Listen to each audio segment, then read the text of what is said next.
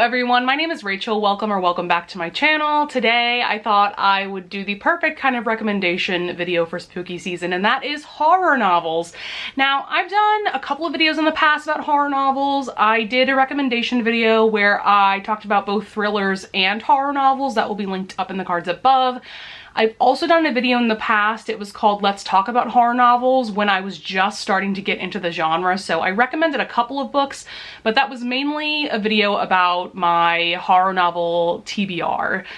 So I'll definitely link that up in the cards above as well. So today's video is just going to be about horror novels that I've read in the past.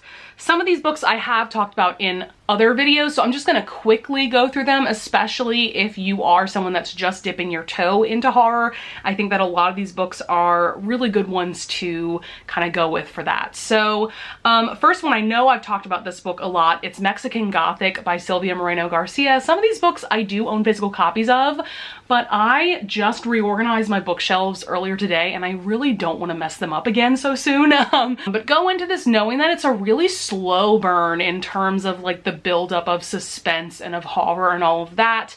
I think a lot of people read this and they get really impatient, because I definitely remember like the entire first half, I would say, like, yeah, there's like creepy vibes, but nothing all that scary happens yet. I think you kind of have to wait for the scary things to happen, but know that they do happen. There's a lot of body horror in this. You will never look at mushrooms the same again. This book reminded me a little bit of The Last of Us, that video game, just because of how that game incorporates like mushrooms and fungus. That may be a really weird thing to say, but just like, trust me on that. And it's also cool because it is like a gothic novel. It's centering around this very like English style home that was built smack dab in the middle of Mexico in the 1950s. And our main character goes to this house to check on her cousin who has married into this English family. And so yeah, weird things start happening.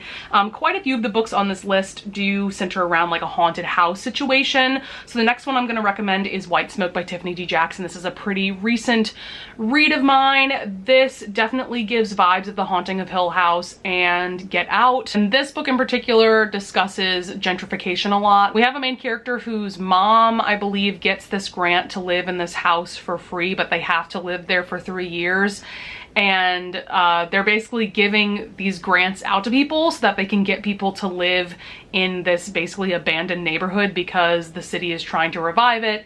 And yeah, so lots of gentrification things going on. Very creepy for sure. Definitely one of those haunted house stories, like I said. Yeah, it's just really great. I haven't really read any YA horror novels quite like this one, so highly recommend that one for sure. In terms of haunted houses, another one I would recommend is Fallen by Mia Sheridan. So Mia Sheridan is a romance author. She tends to write more like darker-ish romances. She writes romantic suspense. This was marketed to me as like a dark romantic suspense novel, but I can tell you right now, it is a straight up horror novel. So we have our main character who moves into this house with her 7-year-old daughter. She's a single mom and she wants to hopefully renovate this house and open like an event space for like weddings and things like that. She's also a baker, and this house used to be this like really messed up reform school for teenage girls. So one of the things that this book gives me vibes of is like The Broken Girls. I think that's by Simone St. James, I believe is the author. This will also give you vibes of like Home Before Dark by Riley Sager, Lock Every Door by Riley Sager. There's also a really sweet romance in this because Mia Sheridan is a romance novel, and this is really interesting because the hero is a deputy in the sheriff's department, and yeah, he has a very mysterious past as well. So this was fantastic. I gave this 5 stars. This was a really recent read of mine, which is why you haven't heard me talk about it in a wrap-up. So next I'm gonna go into some books that I know I've talked about in past horror recommendations videos. I'm gonna bring up Grady Hendrix, the 2 books that I've read by him. The first one is The Southern Book Club's Guide to Slaying Vampires. This one is essentially about Southern housewives and pitting them up against this vampire, and basically nobody in the neighborhood believes these women when they say that there's a vampire amongst them. This one's just great. The premise I remember just immediately drew me in, and it totally served on all of that. And then the other book by Grady Hendrix I would highly recommend is My Best Friend's Exorcism. So this is a very standard exorcism, devil possession story. We have our main character, and her best friends are out in the woods one night. Her friend gets attacked by something. We have no idea because we don't see it on the page what exactly happens to her friend, but then really weird and messed up things start happening in regards to this friend. So yeah, definitely reads like a horror film in my opinion. Definitely gives those like 80s film vibes for sure. Really great as well. Let's see, next is I Am Legend. I know I've talked about this one before. This one is more of a sci-fi horror novel, and yes, the film is based off of this book, but the film takes the story in a very different direction, mainly that the film is about like zombies and the novel is about vampires essentially, and there's an incredible plot twist at the end. Definitely gives me like Twilight Zone vibes in like the nature of the plot twist itself. So if you somehow have not heard the plot twist or you haven't read this yet, I just highly recommend it. Another one is Bunny by Mona Awad. Now this is not strictly a horror novel, but there are horror elements to it. I would just classify it as like a weird adult fiction novel, but it's about our main character who's in this graduate writing program, and there are these 4 women that are best friends and they call each other Bunny, and she gets like recruited into their little cult, their little group, and weird shit starts happening. My goodness. I mean, when I say this book is weird, it is one of the weirdest books that I've ever read, but I couldn't give it less than 5 stars because in my opinion, it was expertly written, and I'm really looking forward to reading more from this author, but she's definitely not for everyone. I feel like you're either gonna love this book like I did, or you're gonna just be so confused that you'll give it like 2 or 3 stars or something. I don't know, but yeah. And then another one that I know I've talked about a lot is Into the Drowning Deep by Mira Grant. This is a horror novel that takes place in the ocean, and at the beginning there was this voyage called the Targatus that went out to the Mariana Trench, and they filmed a mockumentary about are sirens or mermaids real? That voyage never came back. And so 7 years later, I believe, this other voyage is going out to see if they can find out what happened to that first voyage. And they are filming an actual documentary this time to see if they can get actual answers about mermaids. There are very vivid scenes that to this day I still remember. I read this book back in 2018, and I can vividly recall this one scene in particular where this one scientist gets into like a solitary submarine, like you can only fit 1 person into these things, and she gets dropped down like deep into the ocean, and she's also a deaf character, so she can't use her hearing to help her be aware of her surroundings. And I just remember that scene being, oh my goodness, so anxiety inducing. The fact that I can still remember it to this day should tell you something. So highly recommend that one, of course. Also, we've got Bird Box by Josh Malerman. Of course, everybody knows about the Netflix film, but the book is quite a bit different from the movie. I enjoyed both. For what they are, for sure. I think I still enjoy the book a little bit more, but also the sequel, Mallory. I feel like nobody has read this book. I don't know. I feel like I've only seen a couple of people on BookTube talk about this, and I feel like a lot of people are just worried that it's going to be terrible. And in my opinion, I thought it was absolutely fantastic because it was just different enough from Bird Box. Yes, of course, there's elements from Bird Box that are brought into this sequel, but it's also a completely original story, and this essentially takes place like 10 years after Bird Box, and so we get to see the major characters that were little children in the first book, now they're teenagers, and it's so good, it's so scary. The way that this little series wrapped up was really cool and interesting, and yeah, so I do recommend checking out the sequel for yourself. You may not love it as much as I did. I feel like maybe I am in the minority of how much I loved that sequel, but I do think it's worth checking out. Then I want to talk about some horror novellas that I've really enjoyed. The first one is The Murders of Molly Southbourne by Tade Thompson, I believe is how you pronounce the author's name. This is about our character who, when she bleeds, that blood creates another her that I believe is like intent on killing her, or they're just like very violent versions of her, so she has to kill them first and it's just a really intriguing story. I believe there is a sequel to this, but the way that this novella ended, I didn't want to know more. I wanted to leave the ending at how it ended in that first book, so I recommend it. It was a very quick read for sure. Other novellas I would recommend, there is this anthology called Slasher Girls and Monster Boys.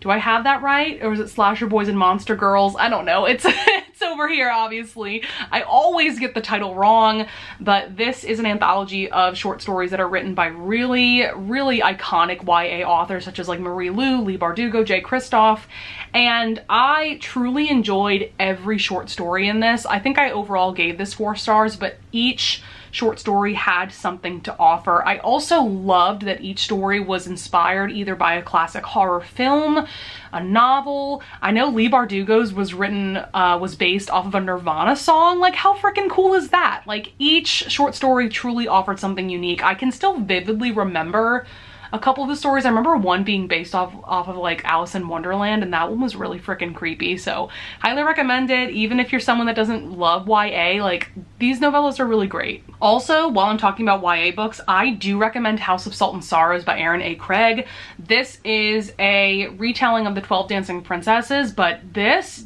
I mean, this definitely has horror elements to it. There were definitely times where I was really creeped out by what was going on. It's really well done. I didn't expect much, to be honest, because I don't know, for some reason the cover just looked kind of generic to me, although I do like the cover. But I just hadn't heard many people talk about this one, so yeah. But it definitely has a really cool, like, seaside environment, definitely has those spooky fall vibes, and yeah, I recommend it. We just have a couple books left to talk about. First of all is Baby Teeth by Zoe Stage. I believe that's how that author's name is pronounced. I will tell you right now, this gives me strong vibes of a Lifetime movie in book form. Yeah, it's not like the highest quality of horror thriller. This is an unsettling book because it kind of reminds you of like The Bad Seed. We have our main character who, well, she's not a single mom. She definitely has a husband who also takes care of their daughter. But their daughter, she's like 6 or 7 years old, and she loves her father, but she absolutely despises the main character Suzette, who is her mother. And so what's really intriguing about this is that we get the POV of both Suzette and Hannah, I believe is her name, the young daughter, because you get to hear the inner monologue of this straight up just messed up kid. Like, this kid is so messed up. Oh my goodness. So yeah, just very unsettling. I don't know what it is about like creepy kids that's like extra creepy in my mind. Then we have The Year of the Witching by Alexis Henderson. I do want to throw out there that this is apparently book 1 in the Bethel series.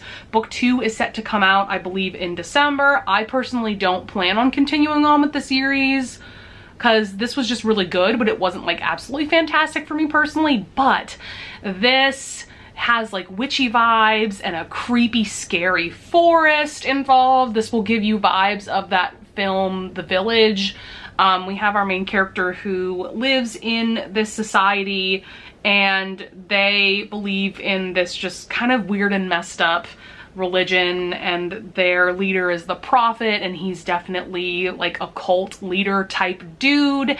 And she, our main character, I believe she either is a witch or she has ancestors that are witches, and she feels this pull to this forest that is supposedly really evil. And man, this book gets really creepy at times, especially like things that are happening in this forest. Like, man, it gets weird for sure. So definitely recommend it. And last but certainly not least is The Only Good Indians by Stephen Graham Jones. Oh my goodness. I need to reread this because when I first read it, I gave it like 4.5 stars, and I really feel like if I reread this, I'd give it 5 stars because I can recognize Stephen Graham Jones's like genius writing, and I can't even remember anymore why I didn't give this 5 stars. Like, it's quality. It is quality horror, and it centers around these 4 men who 10 years ago, when they were about 18 years old, they killed this elk.